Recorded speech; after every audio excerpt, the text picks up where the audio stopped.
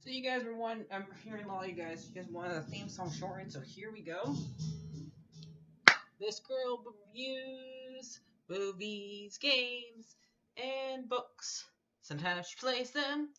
So does that, and when she does it with the cat, does that make her crazy? Does that make her crazy?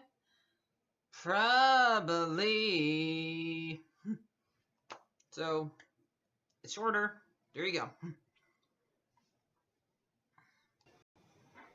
Crazy Cat Lady Gamer Reviewer or Martha Butler does not own any trailers or pictures. I use them under fair use, educational, for education and entertainment purpose. Hi everybody, Martha here. So today we're reviewing Red Sun, the new Superman movie, new animated series. I also got this not long before that has this is what Batman looks like in it. Yep. So this answers a question I probably never thought I would want an answer to. What if Superman landed in Soviet Russia? And he lands it doesn't show him landing there. He's already there because since I guess he was like 8 years old in the beginning, he probably like landed there during the 30s because it said 1946 at the beginning of the movie where he's being chased in the farm grounds. Ironic, the fact that he lands in a different area, he still grows up on a farm. So, wow. And Lana, I don't remember his real name in this one. It's not Clark, so I'm not gonna call him Clark. I'm just gonna call him Superman during this.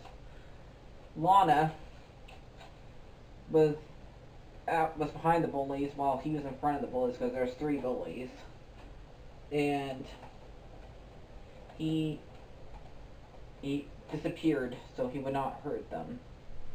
That's what Superman did, and Lana punched one of them, and they ran off because they said, only because you're a woman. And trust me, I'm not gonna do any Russian accents because I had no way of knowing how to do one.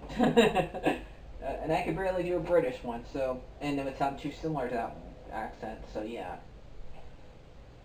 I try my best not to, I won't insult you guys. If any Russian people are watching this. But, anyway. So, she tells him, don't hide your power, embrace it, something like that. I'm paraphrasing. And now we're in the 50s where he's an adult. And we see Lex Luthor with hair. A little surprising, but okay.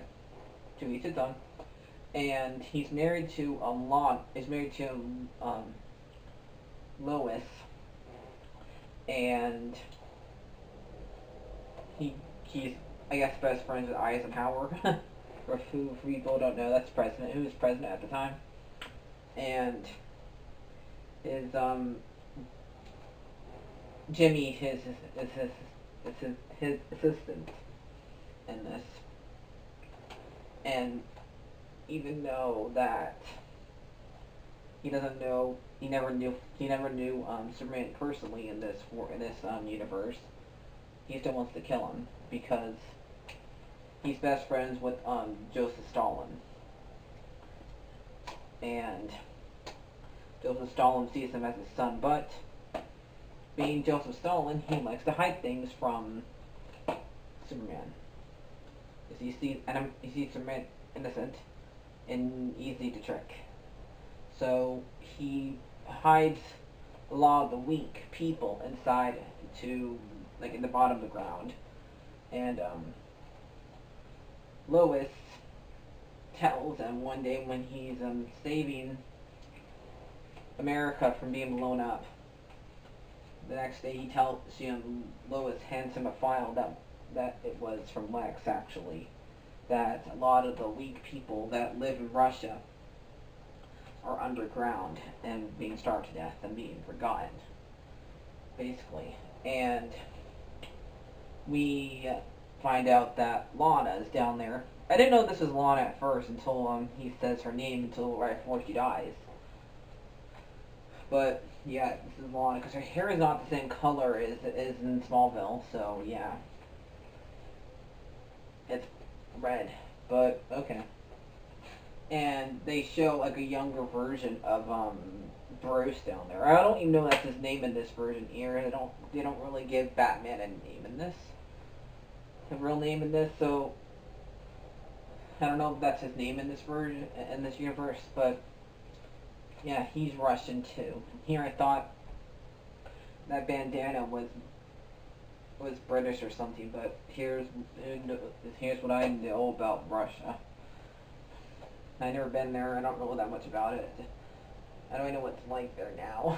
So yeah, I know what really. I don't even want to get into it, what I know about them because I don't want nobody mad at me if I say the wrong thing. Anyway, after he frees these people, he goes and confronts Stalin about it, and Stalin calls him a blind kid, and says it was necessary to keep those people down there, and he kills Joseph Stalin, and he kind of becomes a dictator himself without meaning to at first, really. And now we go to this, and basically we have Lex builds his own Superman, which is Bizarro, basically. And instead of it saying the S right here, it says US. And they have a fight, and Lex keeps on juicing it up until Bizarro explodes, basically. Even though, and all he wanted was to see if Superman was afraid, and he was afraid for a moment there and during the fight. And we find out that him and Wonder Woman, Diana, she's called in this, are kind of seeing each other in this version, and she's trying to see if he's trustworthy or not. And she finds out on her own that she finds out he's not, because what he does to Batman. Batman starts blowing up buildings in order to get what people inside of them.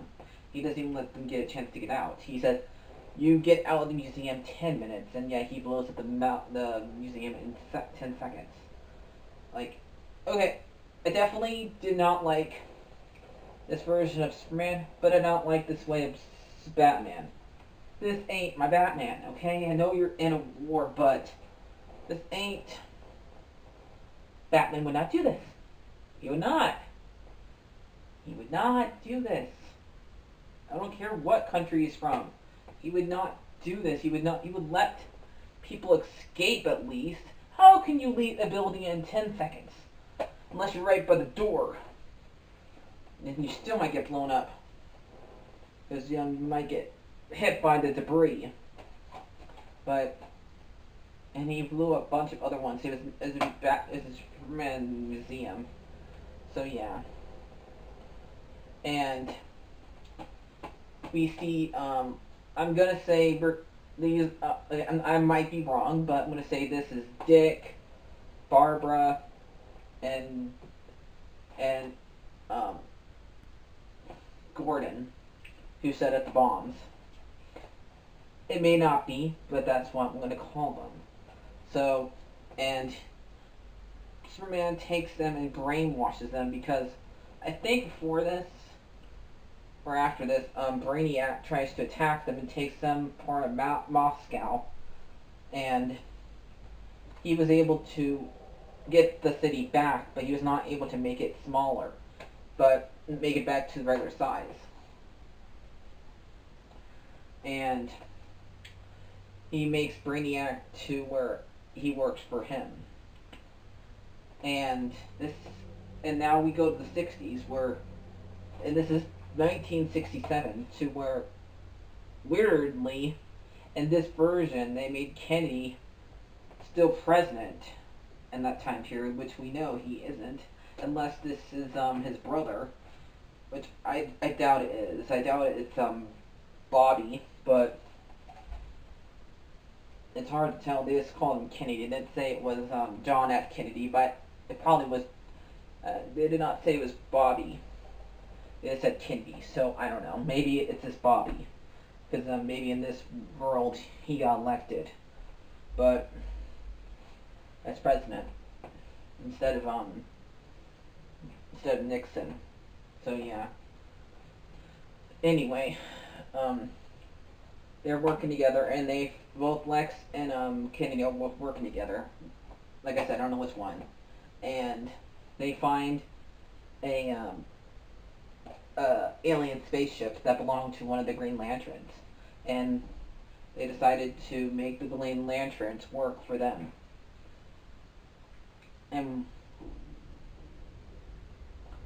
And so yeah, so they this is going on. Both Batman tricks Superman to go down to fight him below ground, and he like uses some like red lights to make it look like that Superman can beat him, but he couldn't. There because they were not red. They were red. They were red suns. That makes, if you don't know, Superman. The reason why he has powers on our Earth because he's powered by our sun. On his world, there's a red sun. So the red sun is another weakness for him. Makes him where he's normal, where he's able to get hit, and he bleeds. So there's like 3 weaknesses that he has. There's kryptonite, which I had not seen this movie, which I found surprising, and red sun and magic. Those are the 3 weaknesses for this guy. And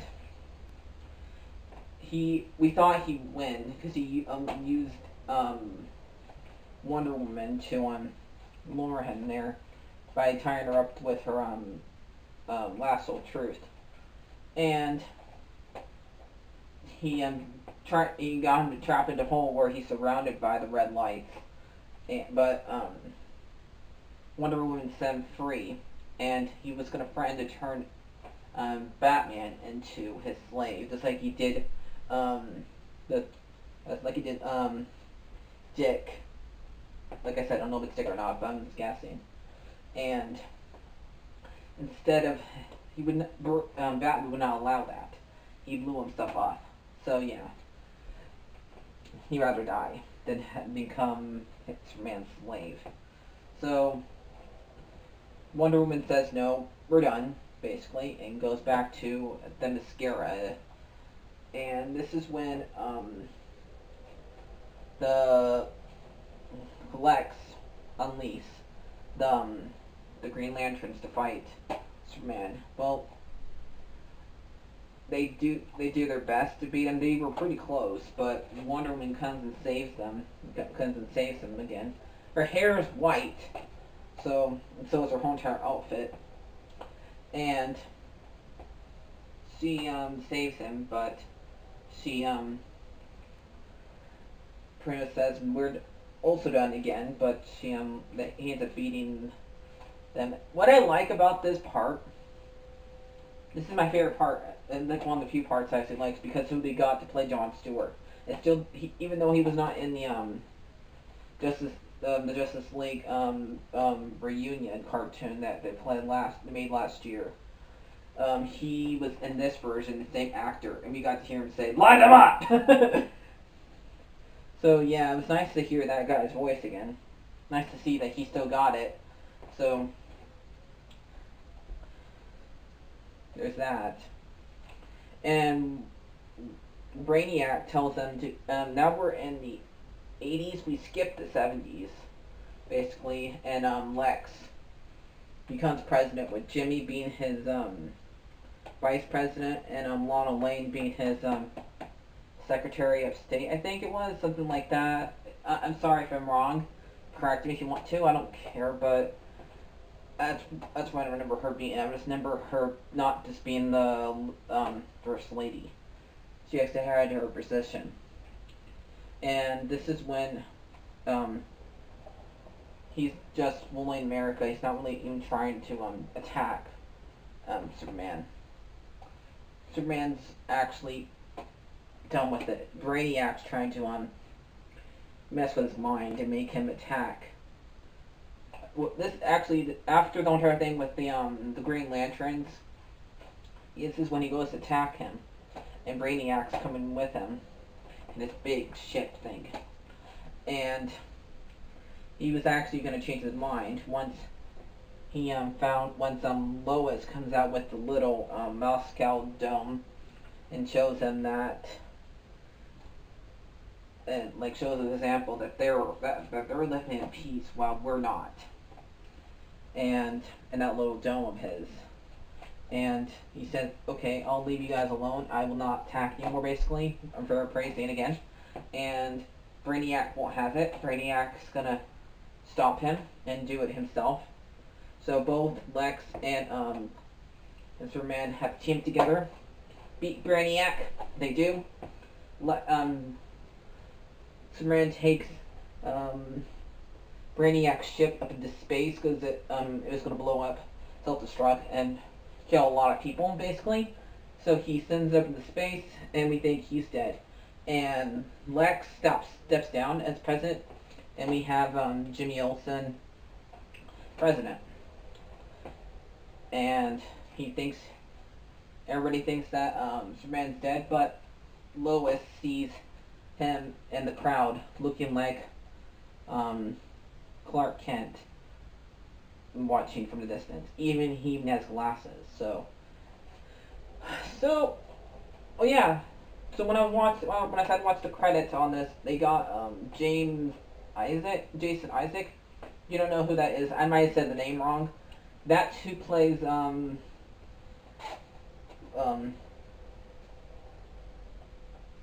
Draco Malfoy's dad. What's his name? It's been so long. Lucius Malfoy, and he also did play. I think he played Ra's al Ghul in under the Red Hood once. So yeah. So what do I think about this movie? Well, it was okay. I like the fact that Superman didn't stay evil the whole entire time. He realized what he was doing was wrong. You can't be a dictator and get away with it, basically, because there's always somebody above you who's actually controlling him. You realize that he was being controlled still, even though he got rid of his last controller. He just got a new one for Brainiac, and he realized he can't do that.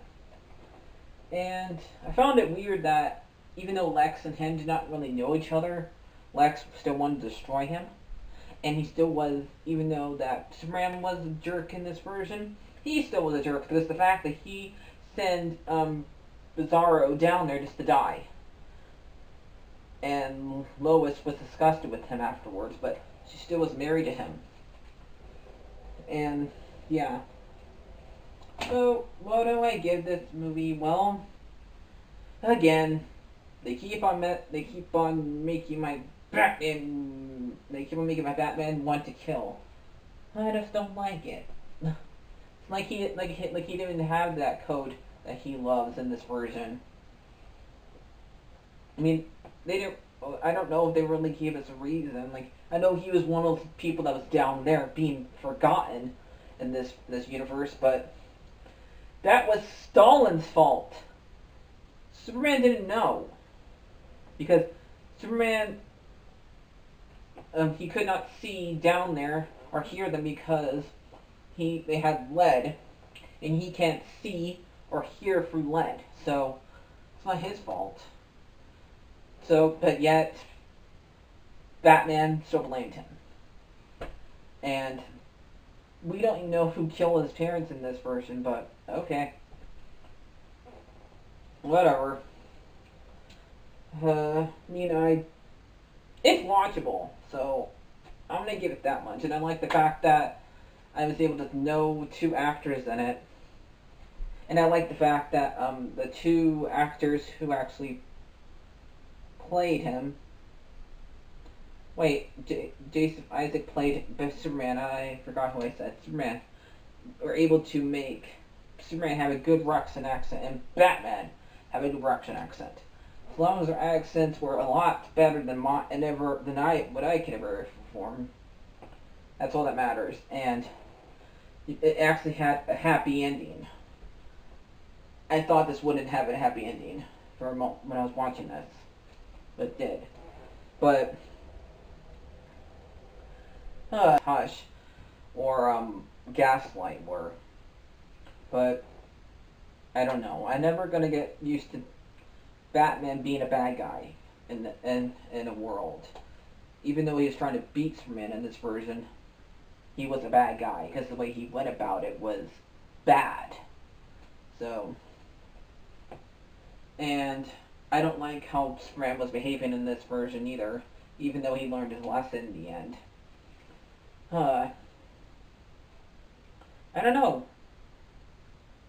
I like the ending, and I did find a favorite part. So, um,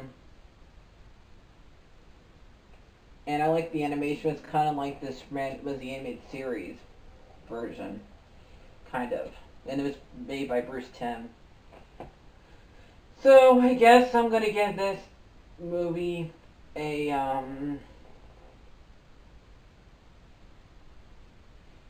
6.5.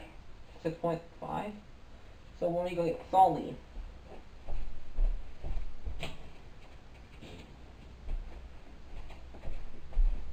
Sully, are you happy you weren't